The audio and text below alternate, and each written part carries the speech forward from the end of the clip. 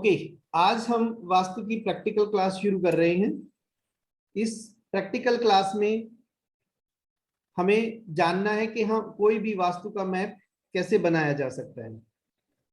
किसी के यहाँ जाते हैं, जब तक मैप नहीं बनेगा तब तक हम वहां का वास्तु नहीं कर पाएंगे। तो वास्तु करेक्ट करने के लिए उससे पहले उसको डायग्नोज करना कि किस जोन में क्या एंटी एक्टिविटी है, क्या एंटी एलिमेंट है, क्या प्रॉब्लम है, ये जानने के लिए हमें मैप की जरूरत पड़ती है, क्योंकि उससे जोन पता चलते हैं। और मैक्सिमम वास्तु का इससे डायरेक्ट ये लिंक है कि अगर आप मैप नहीं बना पाए तो रेमेडीज नहीं कर पाएंगे। हमें दिशाओं का नहीं पता तो कैसे रेमेडी करेंगे। आज मैप बनाने का ये क्लास है, प्रैक्टिकल क्लास है। तो किसी को भी कोई भी वास्तु का मैप बनाएंगे, उसके 5 स्टेजेस होती हैं। फर्स्ट स्टेज है इसकी रफ मैप बनाना। किसी भी प्रॉपर्टी में जाएंगे, वहां पे एक बार घूमो और देखो कि कौन सी चीज कहां पर है। मैं अभी आपको एक स्क्रीन शेयर करके बताता हूं कि रफ मैप कैसे बनाते हैं। मैंने वीडियो भी आपको भेजा था। उस वीडियो में मैंने दिखाया था कि रफ मैप कैसे बनाते हैं।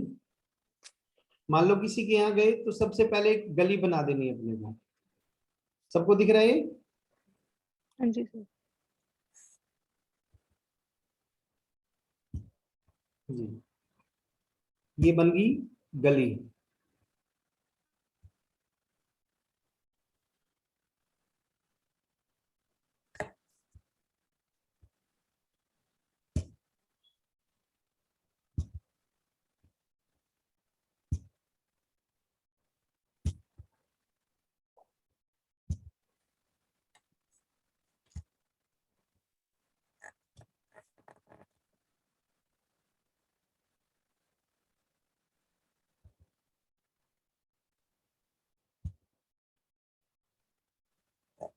गली के बाद उसमें प्लॉट बनाते हैं हम।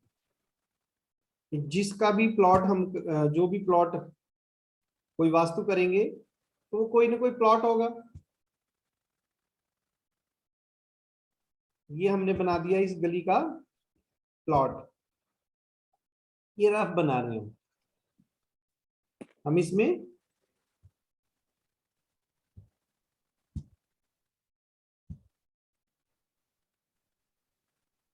अब इस प्लॉट की शेप यानी कि लंबाई, चौड़ाई और गली ये निर्धारित हो गई कि गली किस साइड है। अब ये निर्धारित होने के बाद हम इसमें रूम्स और ये दूसरी जो चीजें हैं वो बनाएंगे।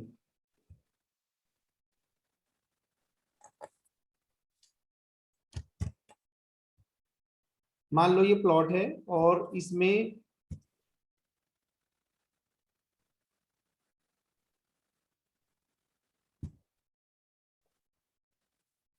गली की तरफ से ये आ गए हमारी स्टेयर्स। ये हिस्सा इतना निकाल दिया हमने।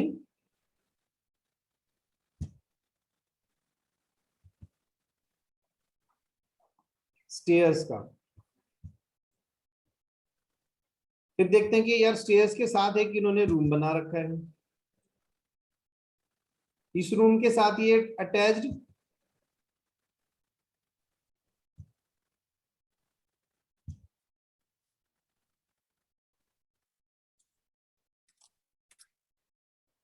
टॉयलेट बाथरूम है।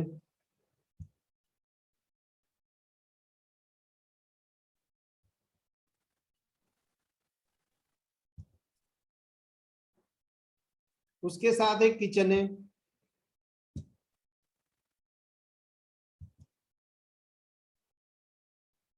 किचन के साथ 2 बेडरूम है।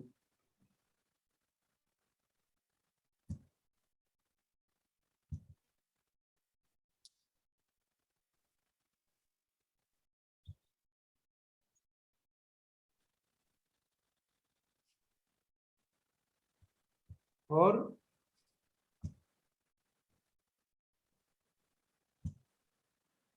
ये इस टॉयलेट का, इस बेडरूम का टॉयलेट आ गया। ये इस बेडरूम का perimeter है।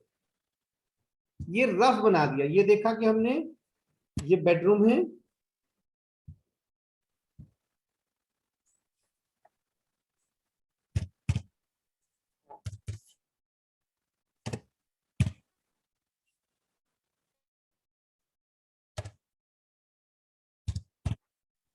बेडरूम, टॉयलेट, किचन,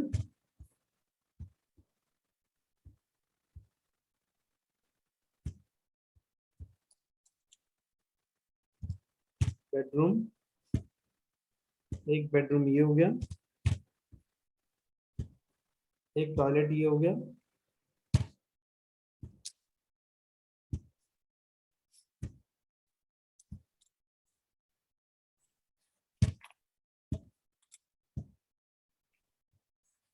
ये ले जाओ यार, सारा मिक्स हो गया।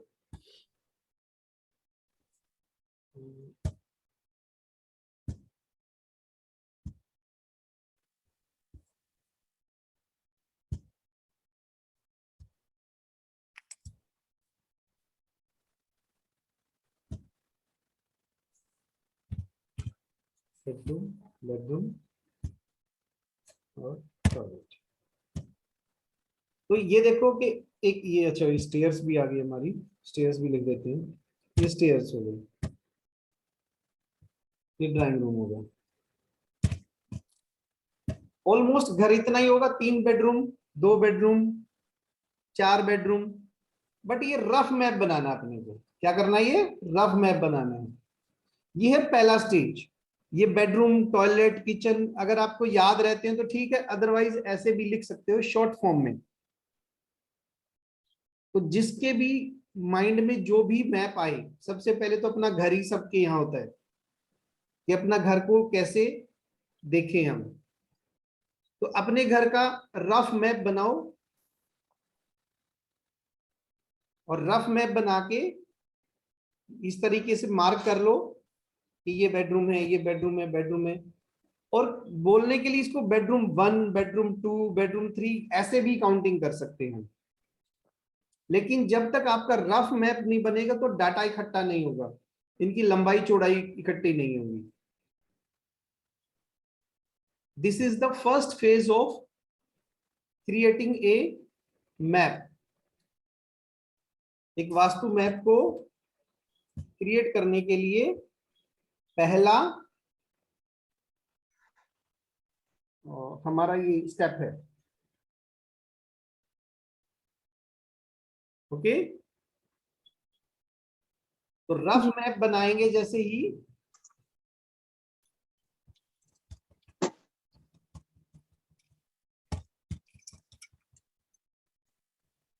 उसके बाद अपने को किसी, रफ मैप मैंने डिलीट कर दिया इसको। स्टेप 2, स्टेप 2, स्टेप 2 में हमने डाटा इकट्ठा करना है।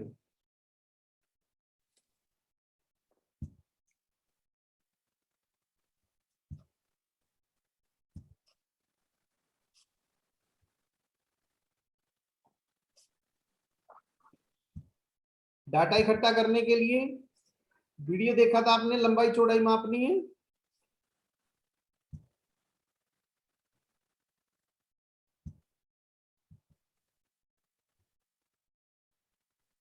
सबसे पहले डाटा इकट्ठा करने के लिए हम देखते हैं कि लंबाई और चौड़ाई पूरे प्लॉट की लंबाई, जैसे इसमें आपने मापी। आजकल 2 तरीके से मापते हैं, एक तो डिजिटल, जो भी डिजिटल जो मीटर आए हुए हैं वो यूज कर सकते हो आप। डिजिटल मीटर से देखो, या जो ट्रेडिशनल तरीका था वो टेप, आपके पास आपकी किट के अंदर जो वास्तु किट बनाओगे, जो बैग बनाओगे वास्तु विजिट का, उसके अंदर दोनों आपके पास मेजरमेंट होने चाहिए, स्केल होने चाहिए। एक तो आपके पास वो 100 फीट लंबा, 100 फीट लंबा जिसको फीता बोलते थे, या मेजरमेंट के लिए क्या बोलते हैं, स्केल, वो होना चाहिए। दूसरा, उसको 2 बंदे चाहिए मेजरमेंट लेने के लिए, और वो टाइम टेकिंग है। बट वीडियो में देखा होगा आपने कि मैं अकेला ही मेजरमेंट ले रहा था, तो वो डिजिटल स्केल था मेरे पास, डिजिटल मेजरिंग टेप। आप किसी भी ऑनलाइन उससे ऑर्डर कर सकते हो। इनकी रेंज स्टार्ट हो जाती है लगभग लगभग हमारी 3-3.5 हजार से ठीक ये रेंज का आ जाता है। बाकी उसके बाद 5-5.5 हजार रुपए की रेंज में अच्छे क्वालिटी के, जिसमें कई सारे और भी फंक्शन है, ये मिल जाते हैं टेप। बट ये आपके काम को, डाटा इकट्ठा करने के काम को बहुत इजी कर देते हैं। और किसी के यहाँ जाके डाटा इकट्ठा करते हो तो जरा लेते हो ना उसका, तो अच्छा भी लगता है, और सामने वाले को भी लगता है कि हाँ यार मॉडर्न वास्तु कंसल्टेंट है। पुराने वाला तो वही फीते से मापते रहो। हम भी वही शुरुआत में तो वही थे, ये डिजिटल टेप बाद में आई है। बट वो होना चाहिए आपके पास, मस्ट है। 3 टाइप के स्केल होने चाहिए। एक तो वो आपका मैप बनाने के लिए फुट्टा जिसको बोलते हैं, एक फीता जिसको बोलते हैं, यानी कि मेजरिंग टेप जो 100 फीट के आसपास का हो, और थर्ड वन आपका डिजिटल टेप, जिसकी भी जरूरत हो आप इजीली माप सकते हो। डिजिटल वाले का ड्रॉबैक ये है कि वो दोपहर में काम नहीं करेगा। जब जहां लाइट हो ना, जहां लाइट ज्यादा होगी तो वहां पे काम नहीं करेगा वो। इसीलिए ये जो मैनुअल टेप है ये काम करे, वहां पे इसकी जरूरत वहां पे पड़ती है। एक चीज, अब बात करते हैं कि मान लो मैंने ये लिया और मापने से पता चला कि जी ये 50 फीट है।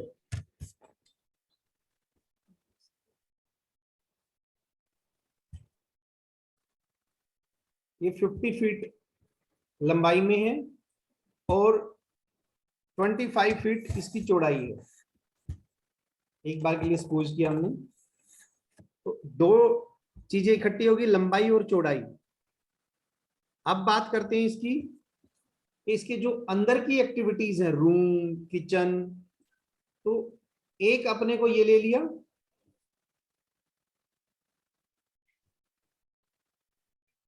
इस रूम की लंबाई माप लेंगे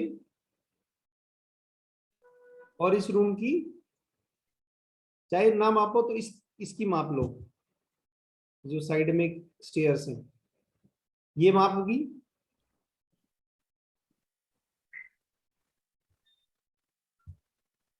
फॉर एग्जांपल ये रूम हुआ आपका, जो एरो लगाया मैंने, ये हो गया 13 फीट, और ये जो एरो ऐसे लगाया ये हो गया 8 फीट।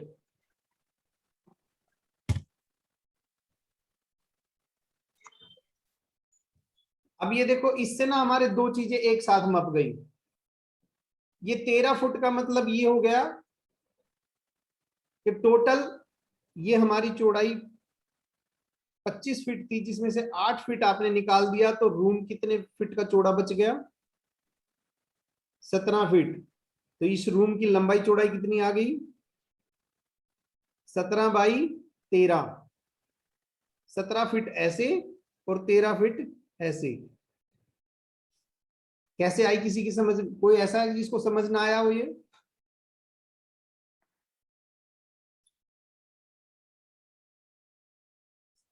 ये रूम 17 फीट ऐसे है, ये कैसे पता चला? राधिका बताओ कैसे पता चला? सर आपने जो स्टेयर्स है वो 8 रखी, तो हमारा जो टोटल जो विड्थ है प्लॉट का वो 25 है, तो 25 माइनस 8 13 बच गया, तो 13 जो है उसका रूम का वो हो गया, विड्थ हो 25 गया। था, ये 8 माइनस कर दिया तो 17 फीट बच गया। तो इसका हाँ मतलब जी, ये जो यहां से यहां तक की लेंथ थी वो हमारी 17 फीट बच 17 गई। और ओके, विड्थ 13। हाँ जी, और ये चौड़ाई 13 है ही। तो हाँ जी, स्टेयर्स की भी जो इसके साथ, क्योंकि एक सीध में है तो स्टेयर्स की लेंथ भी एक साथ निकल के आ गई। हाँ जी, रूम की लेंथ के साथ स्टेयर्स की लेंथ भी आ गई। स्टेयर्स की लेंथ आ गई। तो अपने को ये पता चल गया रूम 13/17 और स्टेयर्स की 88/13 हो गई। हाँ जी। ओके, हाँ जी। गुड। अब अपने को यहां से लेना है इसको, ड्राइंग रूम,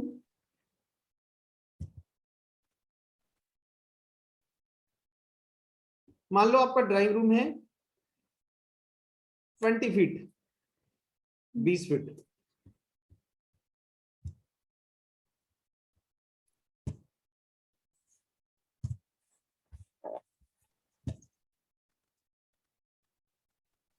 अब ड्राइंग रूम में ही कुछ और एक्टिविटीज हैं, जैसे ये टॉयलेट बाथरूम था हमारा, ये टॉयलेट बाथरूम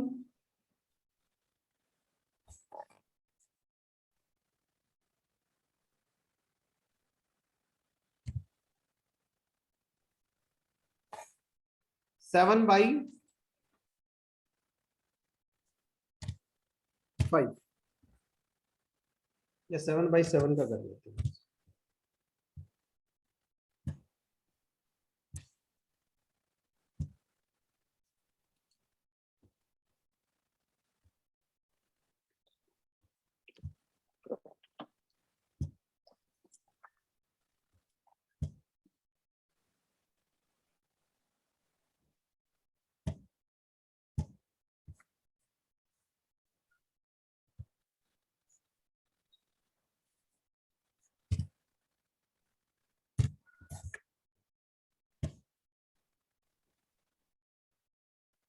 और ये किचन है, किचन की लंबाई मान लो 10 फीट है, तो नहीं ये कितनी बचेगी, 7 फीट ऐसे निकाल दिया तो किचन कितना फीट का बच गया, 13 फीट। हमारा 13 फीट लंबा किचन बच गया, क्योंकि 7 फीट का ये हो गया, 13 फीट बचेगा। टोटल हमारा ये एरिया कितना था, 20 फीट। 20 फीट। अब ये 7 फीट का है तो किचन की चौड़ाई भी अपने को देखनी पड़ेगी। ये किचन की चौड़ाई मान लो 5 फीट आ गई, तो 13/5 का हो गया। अब देखते हैं बेडरूम, मान लो ये वाला बेडरूम आपका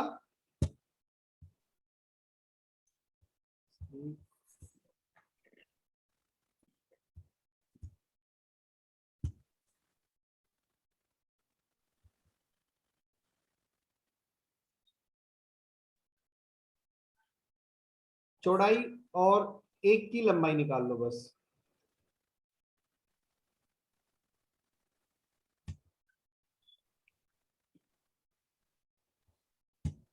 एक इस बेडरूम की चौड़ाई निकाल लो और एक की लंबाई निकाल लो, उससे दोनों का पता चल जाएगा।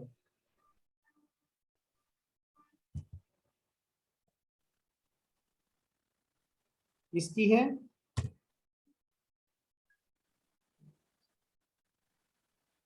ये हो गई 12 फीट, तो 12 फीट इसकी भी और इसकी भी, दोनों बेडरूम की चौड़ाई तो सेम है ना।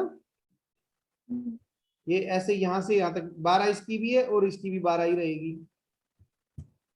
अब इस नीचे वाले बेडरूम की हमने मान लो निकाल दिया,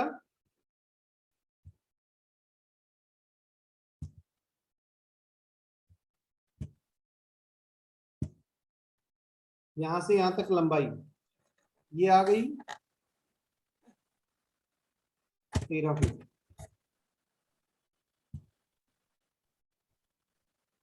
तो करना चाहिए, आप ये बताओ ये वाला रूम कितने बाय कितने का बन गया और ये वाला रूम कितने बाय कितने का, इनकी लंबाई चौड़ाई बताओ। 12/13। ये बेडरूम नंबर 3 12/13 हो गया, और जी। ये जिसपे अभी कर्सर है ये वाला रूम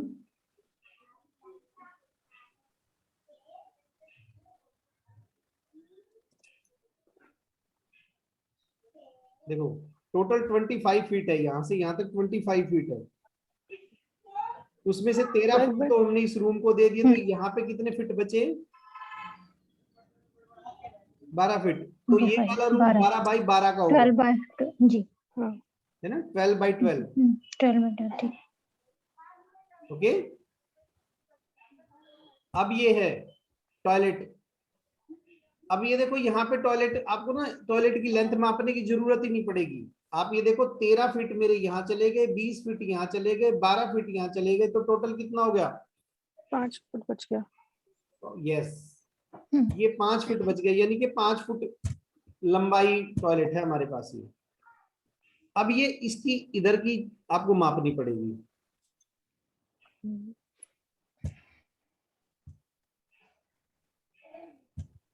ये वाली। ये आप देखो कितना है, और इस वाले के भी ये मापना पड़ेगा।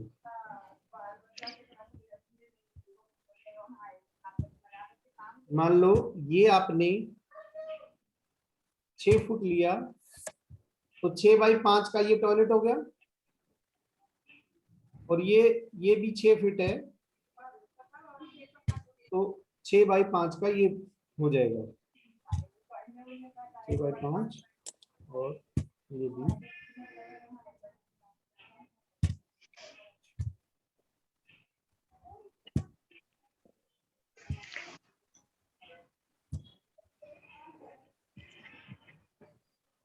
अब ये जो ओपन स्पेस बच गया आपका, ये कितना बच गया? ये 13/5 का बच जाएगा। 6 दूनी 12, 25 में से 12 गए 13/5। ये हो गया आपका फेज 2, डाटा कलेक्ट करना। और डाटा कलेक्ट करने के लिए हर चीज की लंबाई चौड़ाई लेने की जरूरत नहीं है, ये थोड़ा सा लॉजिकली अपने आप भी चलेगा आपका। ओके भाई, किस तरीके से किस में से क्या माइनस करने के बाद क्या आएगा, एक चीज। और दूसरी जो चीज है उसमें ये है कि आप लोगों को कभी भी जब इसकी वो चलेंगी हमारी मेजरमेंट लेने की है, तो इसमें वॉल आती है, वॉल कोई 5 इंच की, कोई 10 इंच की, क्योंकि 9 इंच और 4 इंच चौड़ाई होती है, तो प्लास्टर वगैरह होके 5-6 इंच का उसमें डिफरेंस आता है। तो वॉल आपको काउंट करते हुए चलना है, यहां से यहां तक की वॉल, रूम के अंदर का स्पेस, तो ये वाली वॉल या तो इस वाले रूम में काउंट करो या इस वाले रूम में काउंट करो। अदरवाइज देखो, एक ये वॉल है, दूसरी ये वॉल है, तीसरी ये वॉल है, अगर ये सारी की सारी 9 इंची हुई, 9 इंच की, तो एक वॉल 9 इंच प्लस 1 इंच का प्लास्टर, तो 10 इंच, तो 10, 10 इंच, 10 इंच और 10 इंच, कितना हो गया टोटल? 13 इंच, तो ये 2.5 फीट। लास्ट में आप जाके देखोगे तो यहाँ पे 2.5 फीट का मिलेगा। आप कहोगे सर ने तो बताया था 5 फीट बचने चाहिए, लेकिन ये तो बचा 2.5 फीट। तो वो इसलिए बचेगा कि पीछे अपने को काउंट करते हुए आना है। यहाँ पे सारी की सारी वॉल किसी न किसी मेजरमेंट में जरूर काउंट करनी है, ये विशेष ध्यान रखना अपने को। ओके, ये आपका स्टेज 2, किसी भी मैप की स्टेज 2 तैयार होगी। पहली स्टेज क्या है? आपने रफ मैप बनाया। दूसरी स्टेज डाटा इकट्ठा किया। तीसरी स्टेज क्या है? दूसरी स्टेज में डाटा इकट्ठा किया, तीसरी स्टेज, करुणा जी बताओ तीसरी स्टेज में क्या था? वीडियो मैंने शेयर किया था, उसमें बताया था। Final map. फाइनल मैप कैसे बन सकता जब तक आपने वहां पे वो डायरेक्शंस, डिग्रीज कलेक्ट नहीं की? Okay, directions. हाँ, क्योंकि जब फाइनल मैप बनाने बैठोगे तो मैप प्लस जोन्स एक साथ क्रिएट करने हैं। जी जी जी। ये होने के बाद अपने को जाना है घर के सेंटर में।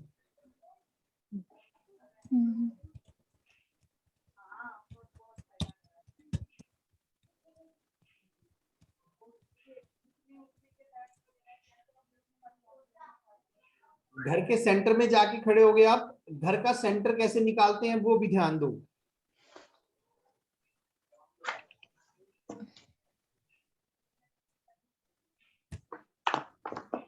इसमें भी निकालना है, फाइनल करते हुए निकालेंगे, लेकिन अंदाजे से। जब आप डिग्रीज लेने जा रहे हो, स्टेज 3rd में हो, तो आपको अंदाजा लगाना है। सपोज करना है कि ये सेंटर ऑलमोस्ट यहां पर है, तो इस घर का सेंटर में यहां मान के चलूं,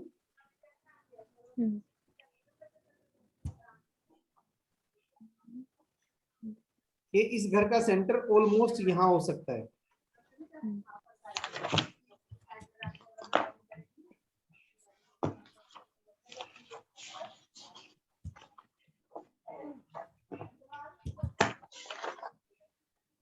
यहां पर, ठीक है जी। जी ओके, तो यहां खड़े होना है अपने को, घर के सपोज्ड सेंटर में। जो आप सपोज करोगे कि यार ये सेंटर है, वहां पे खड़े होना है। और यहां खड़े होने के बाद आपका जो फेस होगा वो एग्जैक्टली आप इधर देखोगे।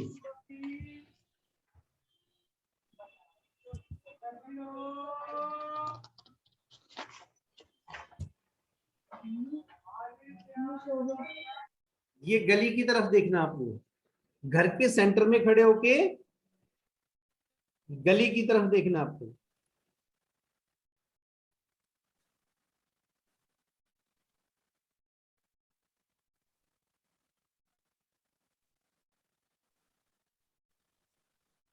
आपको स्टैंडिंग पोजीशन समझ में आ गई कि कहां खड़े होना है? घर के सेंटर में। देखना कहां है? गली में। और आपके हाथ में होगा कंपास।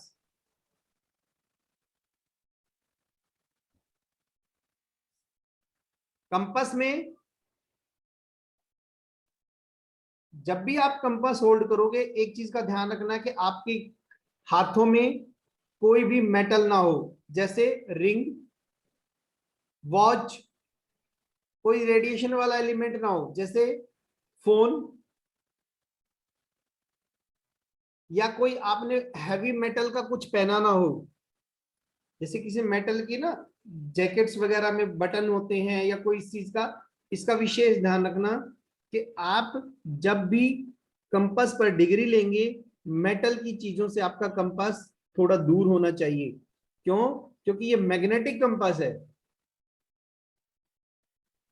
कंपास 2-3 प्रकार के होते हैं, एक मैग्नेटिक, एक ऑयल बेस्ड, और एक अल्कोहल बेस। अल्कोहल बेस समुद्रों में यूज होता है, समुद्र में ये मैग्नेटिक कंपास काम नहीं करता। तो ये जो मैग्नेटिक कंपास था वो कई बार फ्लक्चुएशन ले जाए, इसीलिए ऑयल बेस्ड कंपास बनाए गए।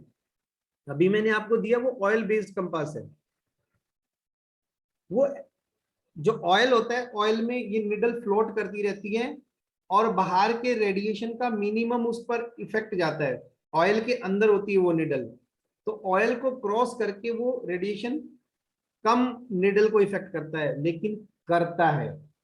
इसीलिए हमें बाहर के एटमॉस्फेयर का भी ध्यान रखना कि कंपास के आसपास ज्यादा रेडिएशन ना हो, मैग्नेटिक चीजें ना हो। पहले हम सेंटर के घर में कंपास रख देते थे, लेकिन आजकल क्या है कि ये सब नहीं कर सकते। किसी का फर्स्ट फ्लोर हो और कंपास को हमने छत पे रख दिया, फ्लोर पे रख दिया, तो फ्लोर के तुरंत नीचे आयरन रॉड होती हैं, लेंटर के अंदर रॉड्स होती हैं, तो वो कंपास के मैग्नेटिक फील्ड को इफेक्ट कर देती है, और कंपास गलत डिग्री बता देता है, 2-4 डिग्री। तो अपने को कंपास अपनी नाभि, या यूं कहें कि चेस्ट के ऑलमोस्ट बराबर लेके आना है, जहां आप कंफर्टेबल हो। कंपास के आसपास कोई मेटल ना हो, इस चीज का ध्यान रखना। और आपका फेस सेंटर में खड़े होकर उधर देखोगे। निडल जो होगी, कंपास को घुमाते रहो घुमाते रहो। कंपास की रेड निडल 0 पर आनी चाहिए। 0 पर आएगी, इट मींस ये नॉर्थ साउथ अलाइंड हो गया है। अब आपका कंपास नॉर्थ साउथ अलाइंड हो गया है। आप सेंटर में खड़े हुए गली को देख रहे हो, कंपास आपके हाथ में है, आसपास कोई भी मेटल या रेडिएशन की चीजें ना हो, और निडल को आपने 0 और 180 पर अलाइन किया। 0 मतलब नॉर्थ, 180 मींस साउथ, यानी कि नॉर्थ साउथ अलाइन किया। अब जब आपने नॉर्थ और साउथ अलाइन किया तो कंपास में देखो कि यहां इस तरफ, इधर के कंपास में इस तरफ कौन सी डिग्री आई हुई है। मान लो ये डिग्री आ गई आपकी,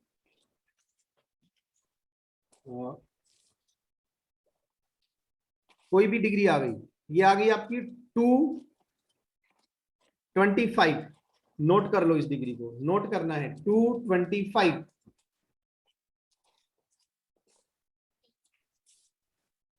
इसी पे काम करेंगे हम, ये कहीं भी हो, 222 भी हो सकती है, 26 भी हो सकती है, कुछ भी हो सकता है, एग्जैक्ट वो डिग्री आपने नोट करनी है।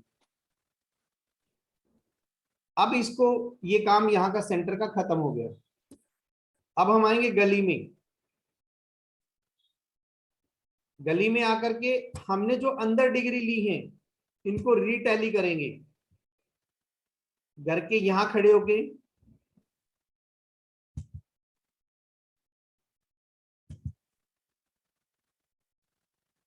यहां खड़े होके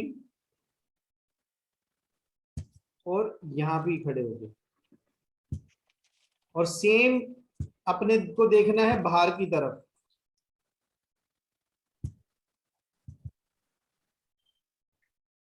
इधर देखिए,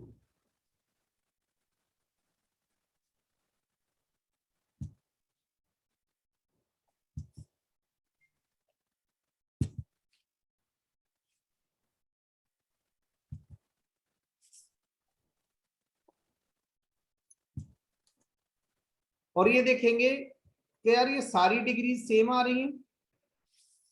ज्यादातर केसेस में ये डिग्री सेम नहीं आती, ज्यादातर में, कुछ में आती है। वो इसीलिए कि कई बार अंदर की डिग्री या बाहर की डिग्री में रेडिएशन का, मेटल का कोई ना कोई फर्क मिलता है। आसपास अगर इलेक्ट्रिक पोल है तो भी आपका फ्लक्चुएट कर जाएगा। अगर बहुत हैवी मेटल है वहां पे बड़ा, या मान लो गेट है और गेट लोहे का बना हुआ है, तो ये फ्लक्चुएट कर जाएगा यहाँ पे। तो कुल मिलाकर आपको डिग्री लेते हुए बहुत सावधान रहना है, बार बार रीचेक करना है उसको, एक जगह से, दो जगह से, तीन जगह से, चार जगह से। और हो सकता है कि आपको गूगल की बाबा की भी हेल्प लेनी पड़े। अगर गूगल बाबा की हेल्प लेनी पड़े तो भी करो, गूगल मैप पे जाके चेक करो कि यार ये ऑलमोस्ट ऐसा ही है। तो ऑलमोस्ट जैसा है वो आपको गूगल बाबा से भी पता चलेगा। प्रैक्टिकल जब हम विजिट करेंगे तो मैं वहां पे भी सिखाऊंगा ये कि किस तरह से सैटेलाइट व्यू में हम इनको रिटैली करते हैं।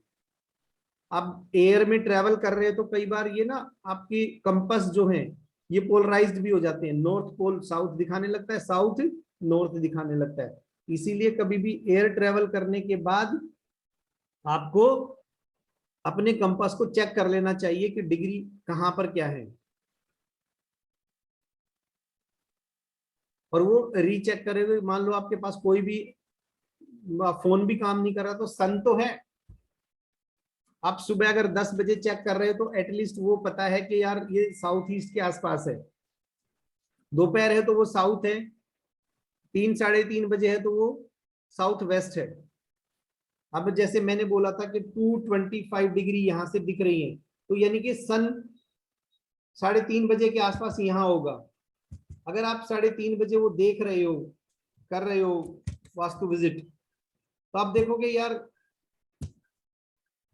ये साउथ वेस्ट हो गया, और साउथ वेस्ट में इस टाइम तो सन मेरा बिल्कुल यहाँ होना चाहिए। तो सन यहाँ है तो आपकी डिग्री रिटैली होगी। तो यानी कि नेचुरल तरीके से, यानी कि मैनुअल तरीके से भी, आपके कंपास से भी, जितना भी हो सके डिग्रीज हमेशा एक्यूरेट लेना, टैली करना। इसमें टाइम लगाना 5 मिनट, 7 मिनट, 10 मिनट। शुरुआत में आपको लगेंगी 8-8, 10-10 मिनट लगेंगी, लेकिन जब आप एक्सपर्ट हो जाओगे 2 से 3 मिनट का काम है, ये समझाने में ज्यादा टाइम लग रहा है। 2 से 3 मिनट में आप डिग्रीज ले लोगे। और रफ मैप 2 मिनट में रफ मैप बन जाएगा। शुरुआत में हो सकता है आपको 5 मिनट लगे। इसी तरह इसकी डाटा लेने में हार्डली 3 to 4 मिनट लगेंगे आपको डिजिटल से। 2 मिनट डिग्री का। अब ये लेने के बाद अपने को फाइनल मैप पे जाना है। ये स्टेज 3 कंप्लीट हो गई। हमने रफ मैप बनाया, डाटा इकट्ठा किया, डिग्रीज ली।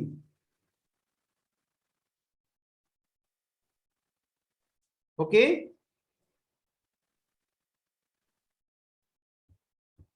चलो अब हम फेयर मैप बनाने के स्टेज 4 पर हैं।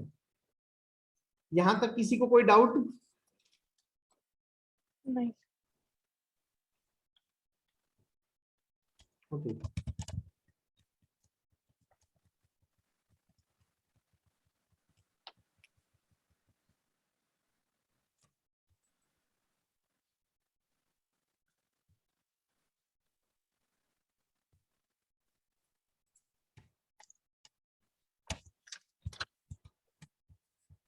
अब फेयर मैप बनाएंगे तो प्रोसेस हमें यही फॉलो करना है जो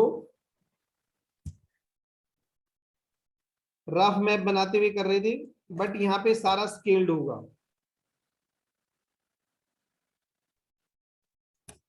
सबसे पहले अपने को गली बनानी है। एक स्टेज ऐसी आएगी, बनाते बनाते आपको गली बनाने की जरूरत नहीं पड़ेगी, पर फिर भी शुरुआत में हमेशा बनाना। गली बनाने के बाद आपने देखा अपना पूरा पुराने वाला स्केल उठाओ, जो पुराना मैप बनाया था उसमें देखो इसकी लंबाई क्या है, चौड़ाई क्या है। तो लंबाई क्या थी उसमें मैप में? प्लॉट की लंबाई क्या थी? 50 फीट। 50 फीट। अपने पास जो A4 शीट होती है वो लगभग 29 इंच के आसपास होती है। 29 सेंटीमीटर, सॉरी इंच नहीं, सेंटीमीटर। 29 सेंटीमीटर लेंथ और 22 ब्रेथ के आसपास होती है, उसकी चौड़ाई होती है। यहाँ पे फाइनल बनाते हुए अपने पास 2 ऑप्शन है, या तो हम ग्राफ पेपर पर बनाएं। अभी शुरुआत में ना ग्राफ पेपर पर थोड़ा आसान होता है, या फिर प्लेन शीट जो कॉपियर जिसको बोलते हैं, कॉपियर पे बना सकते हैं। A4 कॉपियर पेपर को बोलते हैं।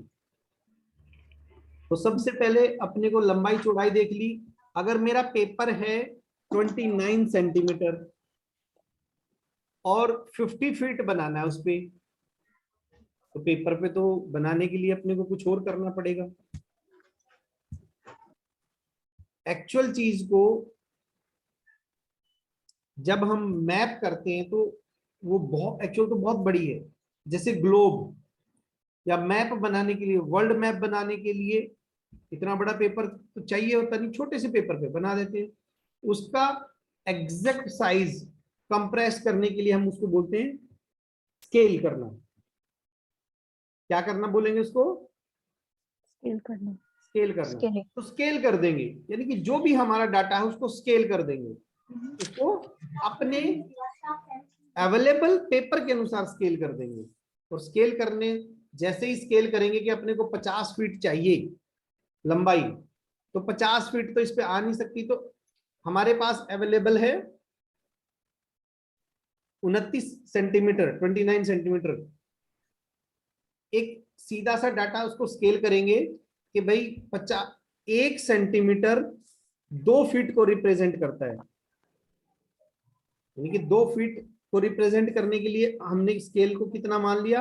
1 सेंटीमीटर। तो 50 फीट को रिप्रेजेंट करने के लिए अपने को यहाँ कितने सेंटीमीटर की जरूरत पड़ेगी?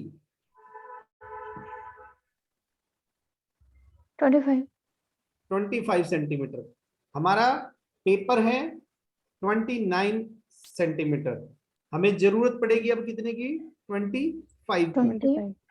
अपने को सबसे पहले ऊपर लिख देना स्केल, स्केल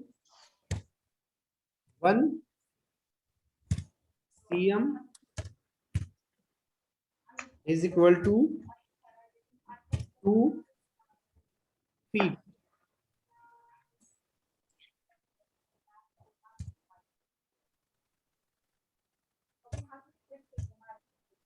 टू फीट। ये आपको सबसे पहले करना है, जो भी आप स्केल लोगे वो स्केल जरूर इस पे मेंशन करना है, क्योंकि बाद में भूल गए कि कितना इसको रिड्यूस किया था हमने, वो फिर गड़बड़ हो जाती है। मान लो यही 150 होता, 150 फीट लंबा होता, तो कितना करते हैं?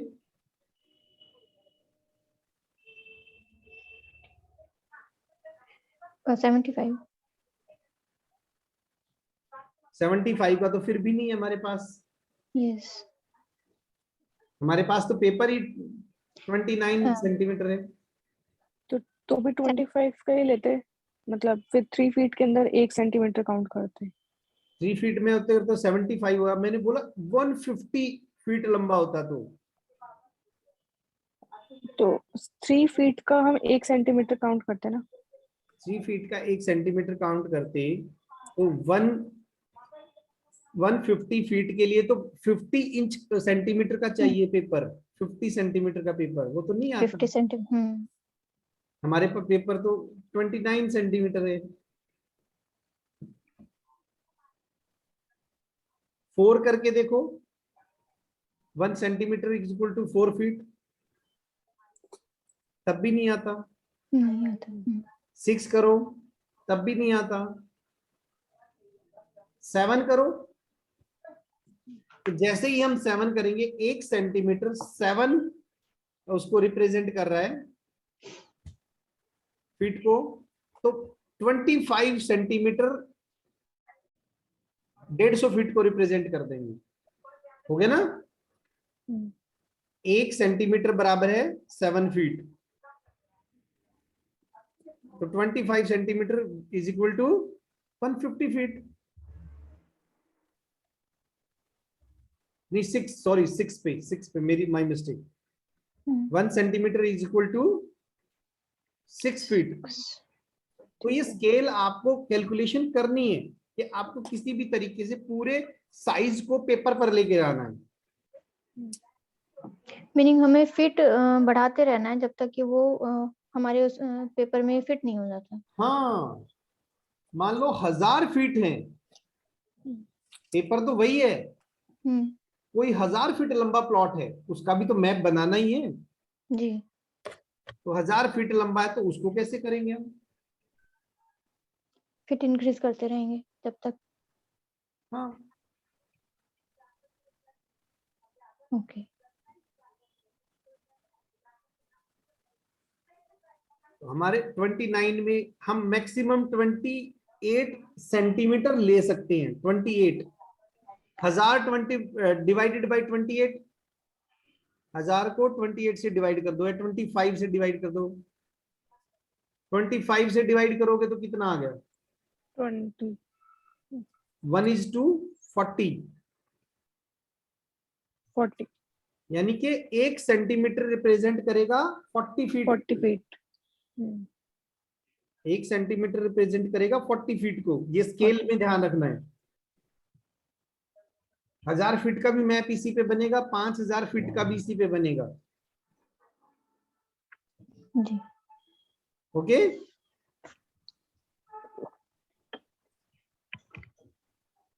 और ये स्केल हर तरफ से रिड्यूस होगा।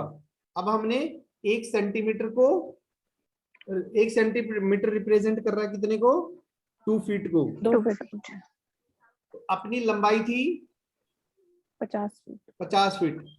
तो पहली लाइन कितने सेंटीमीटर की लगेगी अपनी?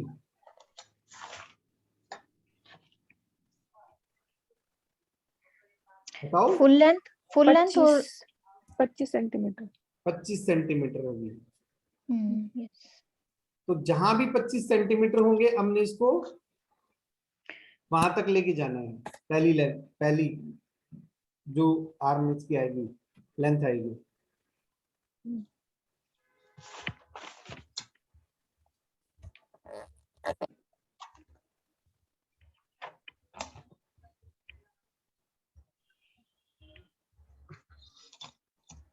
ओके, ठीक है। स्केल में ये कितने कितने सेंटीमीटर लिया हमने? 25। और इस चौड़ाई की तरफ जाएंगे तो कितना लेना अपने को?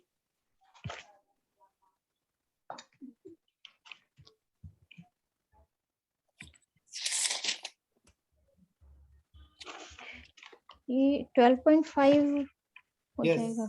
बिल्कुल बिल्कुल।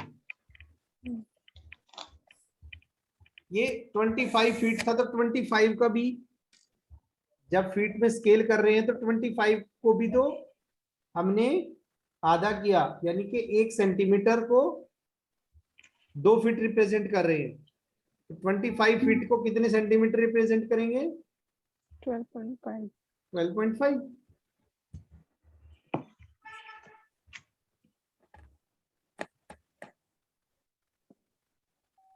हमारी दोनों की लंबाई चौड़ाई आ गई।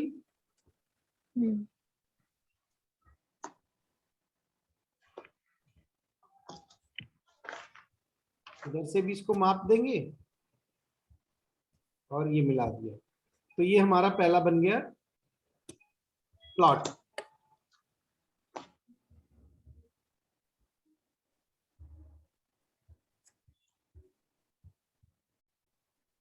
अब हमने ये रूम बनाना था, ये स्टेयर्स और रूम बनाना है। तो इस स्टेयर्स हमारी कितने बाई कितने की थी? 8/13 की। जी। तो यहां से और यहां तक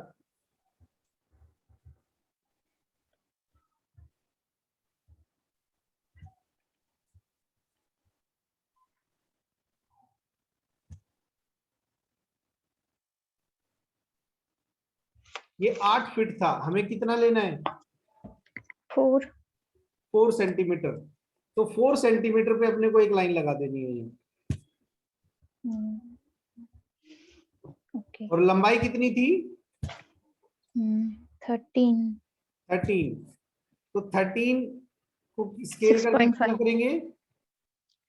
6.5। 6.5 एग्जैक्टली। तो 6.5 सेंटीमीटर ऐसे लिया और 4 सेंटीमीटर ऐसे लिया।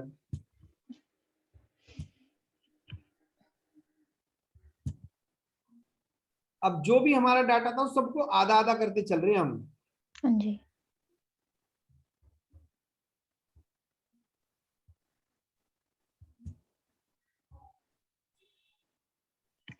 जैसे ये लिया तो यहाँ की लंबाई अपने आप बच गई आपके पास। ये आपने मिला दिया, इसमें कुछ करने की जरूरत नहीं। ये रूम ऑटोमेटिक तैयार हो गया आपका, लंबाई चौड़ाई दोनों की दोनों इसमें आ गई। ये रूम अपने आप बन गया ना। हाँ जी। अब एक लाइन लगानी थी आपको, 20 फीट का आपका ड्राइंग रूम था। तो 20 फीट के ड्राइंग रूम के लिए आपको कितनी वो लेनी है, कितने सेंटीमीटर लेने हैं?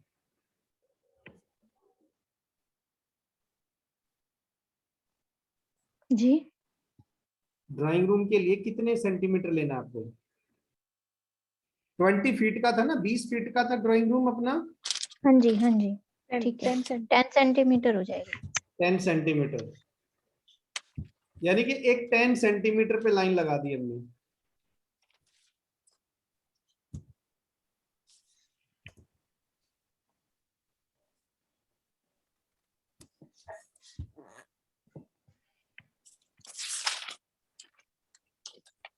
और यहाँ पे हमारा एक ड्राइंग वो था, टॉयलेट था 7x7। हाँ जी। तो कितने बाई कितने करना है अपने को वो? 3.5 बाय 3.5x3.5। जी।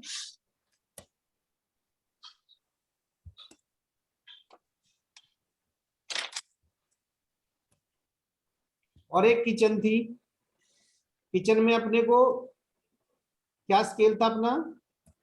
13 13/5। 13/5। हाँ जी। तो यहां से केवल 5 काउंट कर दो तो 13 बचेगा ही 13। ओके। हम्म। एक लाइन लगानी है अपने को बस, ये यहां से यहां तक 5 फीट की, ये निशान लगा के इसको सीधा बना दिया। अब 2 बेडरूम थे अपने, बेडरूम एक ये वाला बेडरूम इधर 13 फीट का था और इधर 12 फीट का था। तो किसी भी तरफ से लेना शुरू कर दो आप। अगर यहां से, अगर आपको ऊपर से लेना है, जैसे ये है, यहां से यहां तक 12 फीट चौड़ा था हमारा, तो अपने को कितने का लेना है? 6 centimetre by 6 centimetre. Yes, 6 centimetre. तो 6 सेंटीमीटर पे निशान लगा दिया हमने। और लंबाई कितनी थी?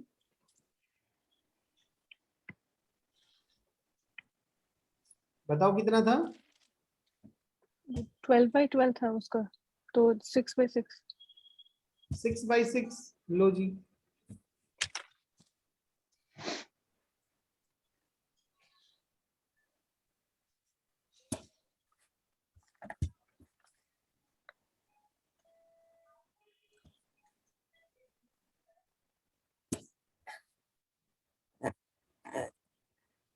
ये 12 फीट का हो गया, 13 फीट का हो गया, 12/12, 13/13। और जो पीछे बच गए ये अपने टॉयलेट थे।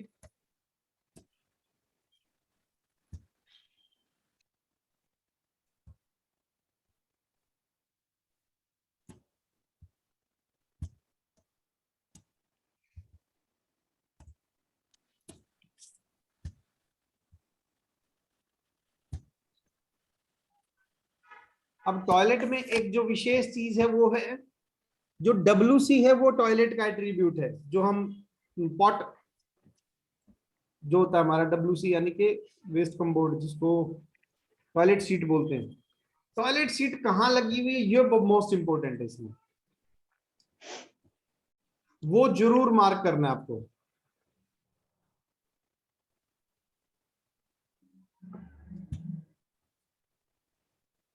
मान लो यहाँ पे टॉयलेट सीट ये है,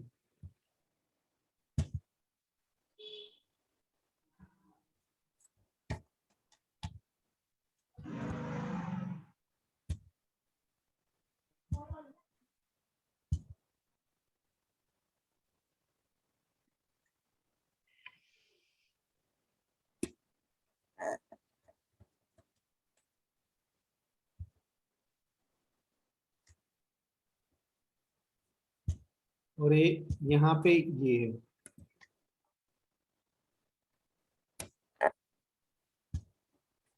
यहाँ पे मान लो ये है।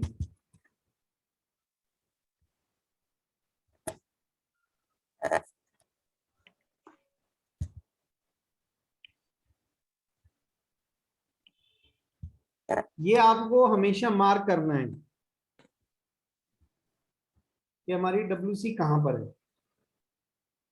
ये हमारा third phase complete, third phase हमारा कंप्लीट किसी भी मैप को बनाने का। चाहो तो इनमें लंबाई चौड़ाई लिख सकते हो, लेकिन लिखने की जरूरत नहीं है आपको। अब इसके मैप में पेयर मैप के बाद हमारा फाइनल स्टेज, फोर्थ स्टेज होगी ये पूरी, सॉरी फोर्थ स्टेज थी। अब फाइनल स्टेज पे आते हैं अपने। फाइनल स्टेज में अपने को जो करना है वो है इसका सेंटर निकालना है। क्या निकालेंगे? सेंटर। और सेंटर निकालने के लिए स्केल ऐसे रखेंगे, ऐसे, ये स्केल।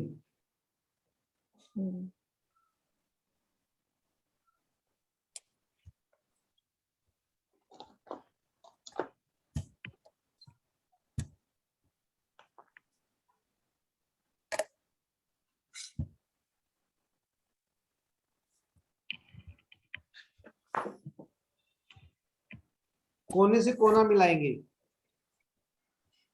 और जो ये जहां पे दो ये आपस में क्रॉस हो रही हैं, ये हमारा सेंटर है।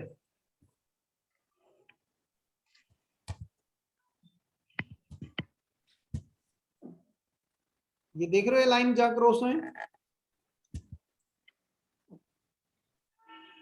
ये हमारा क्या है? सेंटर। सेंटर।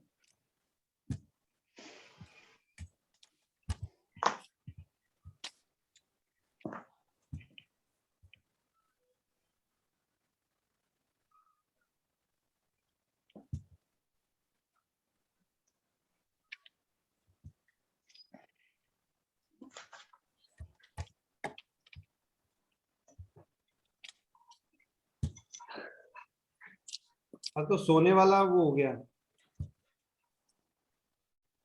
इतना बोरिंग सा लेक्चर हो गया जैसे नींद आ रही होगी आप लोगों को, है ना? नहीं सर। बट क्या करें, ये प्रैक्टिकल है, और ये है कि हम दूर बैठे सीख रहे हैं।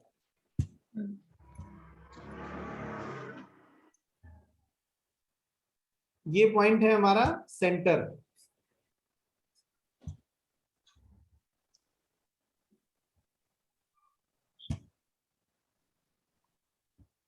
अब एक क्रॉस दिख रहा है बीच में, आप हमेशा बस इतना ही क्रॉस लगा सकते हो, इसको ज्यादा लंबा लगाने की जरूरत नहीं है आपको।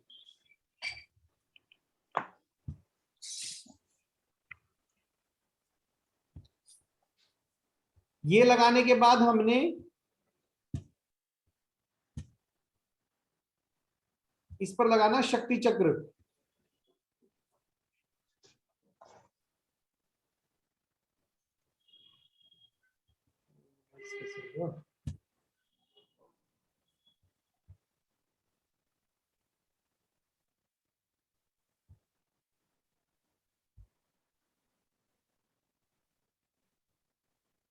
शक्ति चक्र।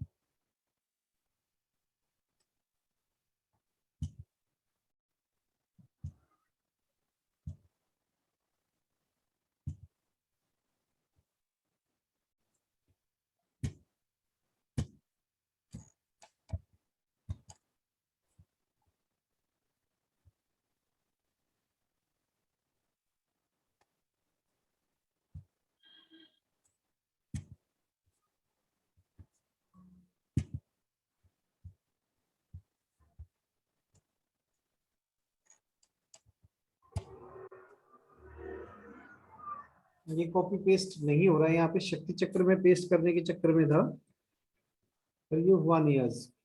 कोई टेक्निकल ऐसा रहा होगा, मुझे करना नहीं आया होगा। चलो अब हम वैसे एक शक्ति चक्र बनाते हैं। आपका जो शक्ति चक्र है,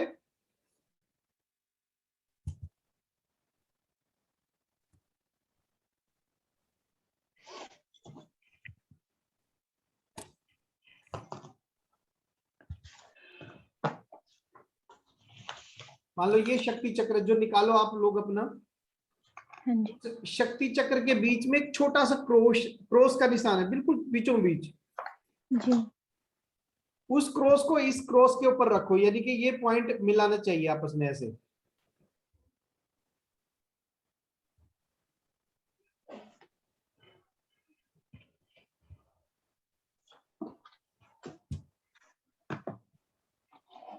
आपका जो मैप बना वो उसका सेंटर, मैप का सेंटर और शक्ति चक्र का सेंटर मिलना चाहिए।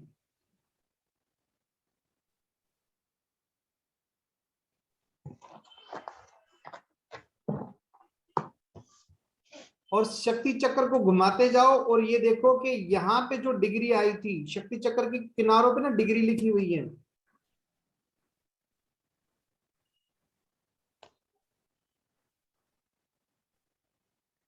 डिग्री लिखी हुई है और ये वो डिग्री यहां आनी चाहिए। शक्ति चक्र के किनारों पे जो डिग्री लिखी हुई थी, तो यहां पे मैंने बोला था कौन सी डिग्री आई थी हमारी कंपास में, 225। 225। तो वो शक्ति चक्र की जो डिग्री 225 वो यहां आनी चाहिए, इस लाइन से अलाइन होनी चाहिए। वो शक्ति चक्र का 225 बिल्कुल यहां इस लाइन पे आना चाहिए।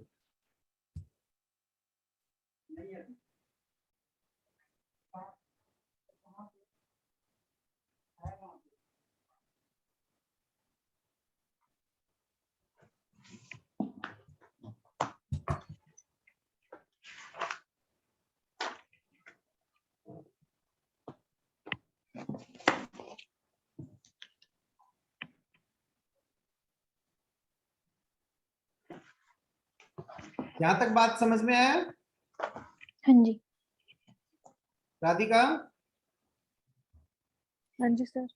समझ में आ गई हाँ जी सर। कि वो जो 225 हमने कंपास पे डिग्री ली थी वो यहां काम आई है। अगर यहाँ पे 225 डिग्री है तो यहाँ पे बताओ कितनी आएंगी?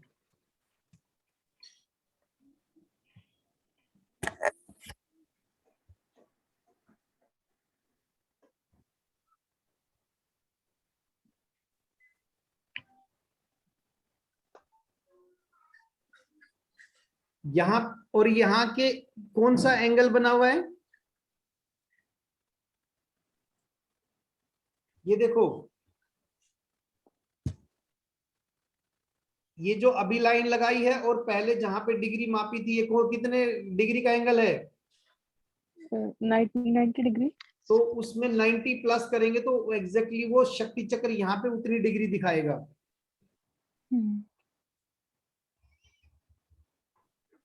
तो 225 प्लस 90 इज इक्वल टू 315। तो यहाँ पे कितनी डिग्री आनी चाहिए आपके उस पे? 315। 315।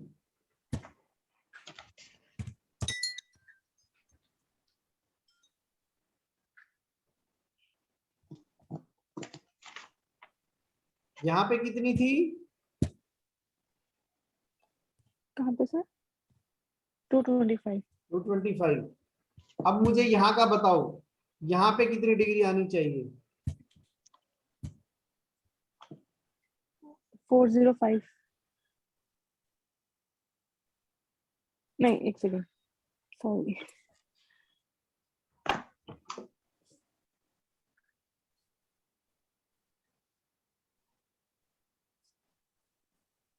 कुछ 35 अराउंड आएगा।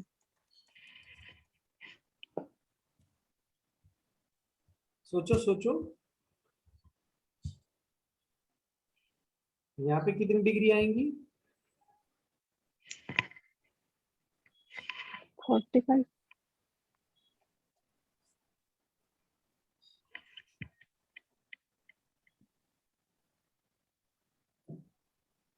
45 आना चाहिए। एग्जैक्टली यहाँ 45 डिग्री। क्यों? क्योंकि 315 के बाद आ गया 360। 360 पे तो डिग्रियां खत्म जी। 360 से तो 1 2 3 शुरू हो जाएंगी। तो 315 प्लस 90 इज इक्वल टू 45। हम्म,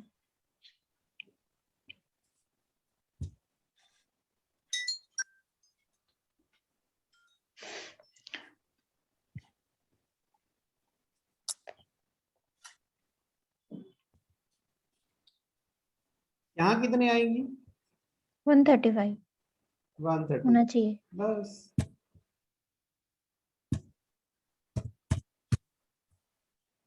इसका मतलब अगर ये इस तरह से आई हुई है तो ये कंफर्म मान के चलो कि आपका शक्ति चक्र बिल्कुल ठीक है। और शक्ति चक्र की ये मेजर डायरेक्शन पॉइंट आउट कर लो, कौन सी? नॉर्थ, ईस्ट, साउथ और वेस्ट।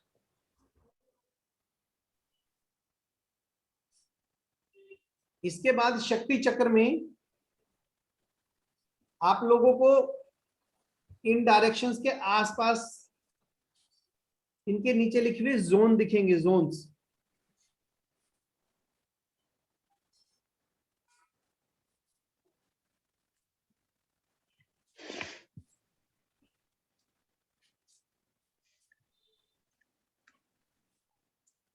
अब मैं ये स्क्रीन शेयर बंद कर रहा हूं कि यहां तक आपकी मार्किंग। अब जोन्स कैसे निकालेंगे? स्क्रीन शेयर स्टॉप कर रहा हूं।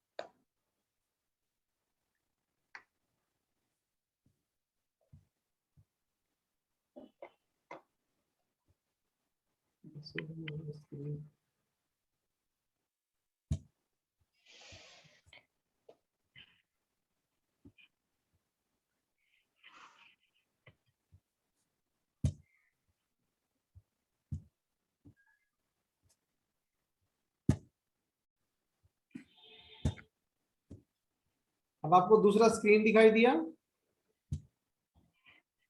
हाँ जी। हाँ जी सर।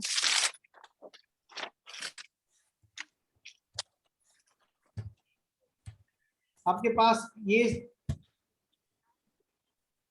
वो है, शक्ति चक्र है। ठीक।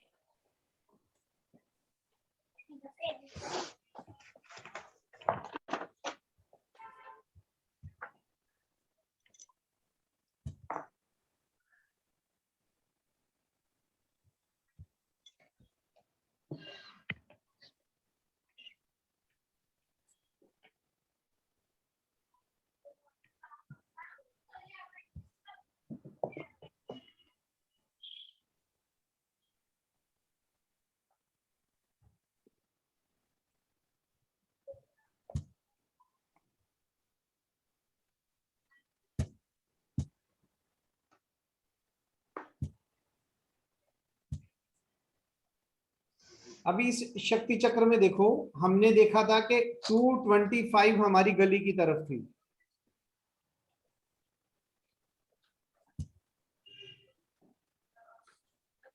ये 225 यहां हो गए। यस। तो वही कलर इसका जरा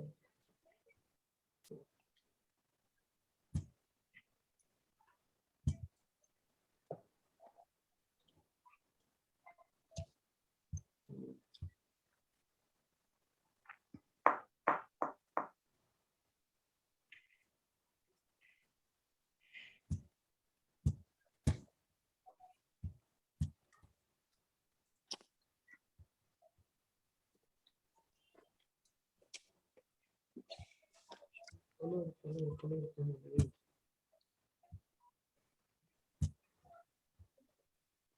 इस पे लाइन लगा रहा हूँ पर वो लाइन दिख नहीं रही है आप लोगों को। वो एक्चुअली कलर इसमें कोई ऐसा सेलेक्ट हो रखा है जिसकी वजह से वो कलर आया हुआ नहीं है। तो यहाँ की कलर फिलिंग चाहिए, कोई नहीं।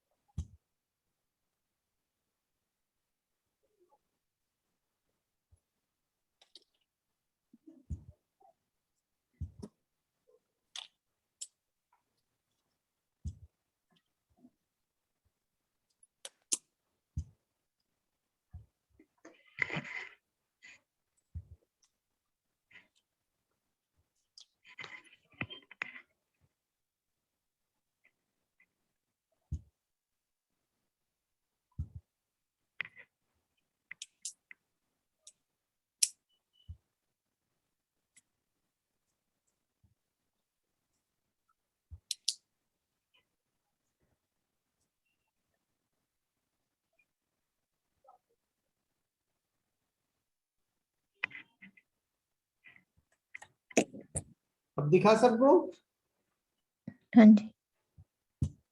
ये हमारी उस प्लॉट की फेसिंग थी। ओके। हमारे उस प्लॉट की ये जो अक्सर बोलते रहते हैं ना, फेसिंग फेसिंग, प्लॉट की फेसिंग, बेसिकली वो ये फेसिंग है।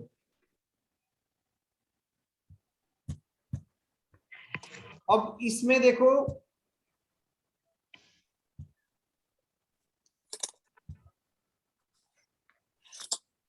कौन सा जोन आया हुआ है, जो ब्लू कलर से जोन्स लिखे हुए हैं, साउथ वेस्ट। South waste. तो अब ये बताओ ये प्लॉट कौन सा फेसिंग का है?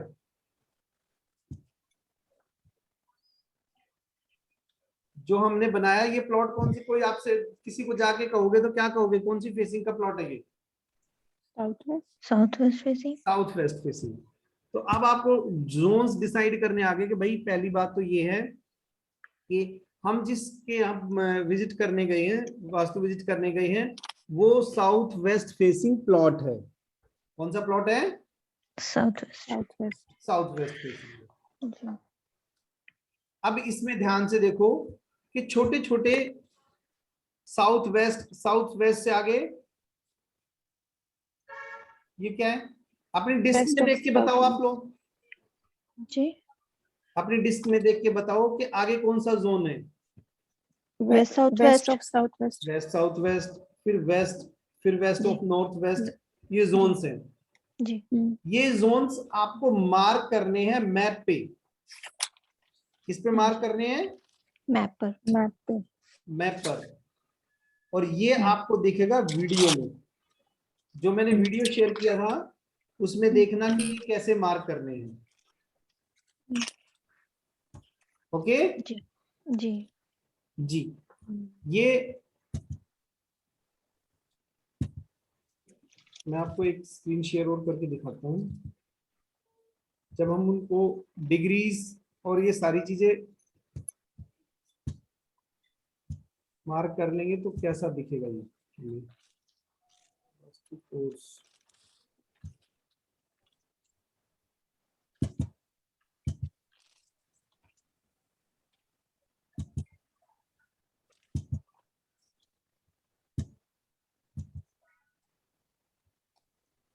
सर ये तो सबसे खतरनाक वाला जोन में आ गया, S8 वाला, एग्जैक्टली खतरनाक जो जोन। आपने बोला था सबसे वर्स्ट एनर्जी बर्बाद करने वाली कोई एनर्जी। नहीं कोई नहीं कोई नहीं, अभी अभी सबका इलाज भी तो है, अब वैसे नहीं। जिसका ये है उसका क्या हम कुछ कर नहीं सकते ना, जो है वो तो है ही।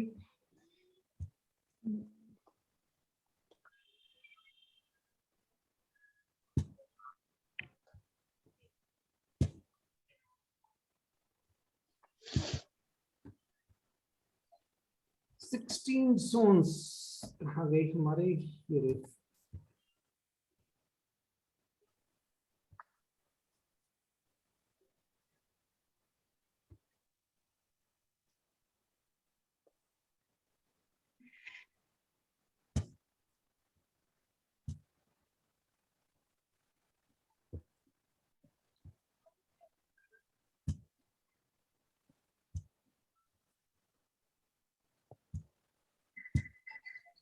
स्क्रीन क्या दिख रहा है अब आपको? 16 zones of Vastu and attributes. And exactly.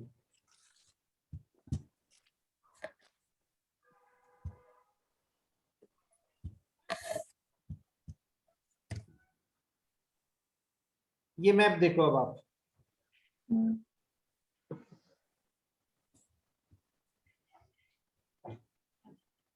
इस मैप में मैंने कोशिश की कि जब हम फेयर मैप बनाएंगे तो ये मैप है और उस पे जोन्स इस तरह से काउंट होंगे।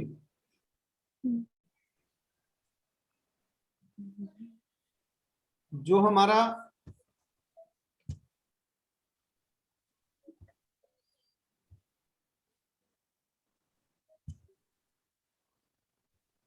साउथ वेस्ट आया था वो देखो कहाँ है, ये साउथ वेस्ट है, आ गया ना। इस मैप में 235 यहाँ पे आए हुए हैं। ये WSW जो आपका जो इसमें दिख रहा है ना, वो जी। इस तरीके से मार्क करते हुए चलना है अपने को।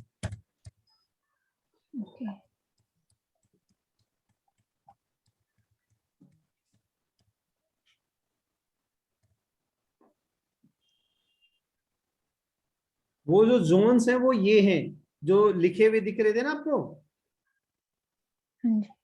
वो इस तरीके से मैप पे मार्क किए जाएंगे और मार्क करता हुआ आपको वीडियो देखेंगे। अब तो मैंने वीडियो शेयर किया था, उसमें देखना कि किस तरीके से ये लाइनें लगी हुई हैं।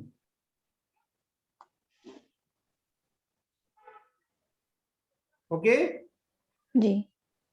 ये था थ्योरेटिकल, जितना बेस्ट मैं आपको समझा सकता था मैंने ये बताया।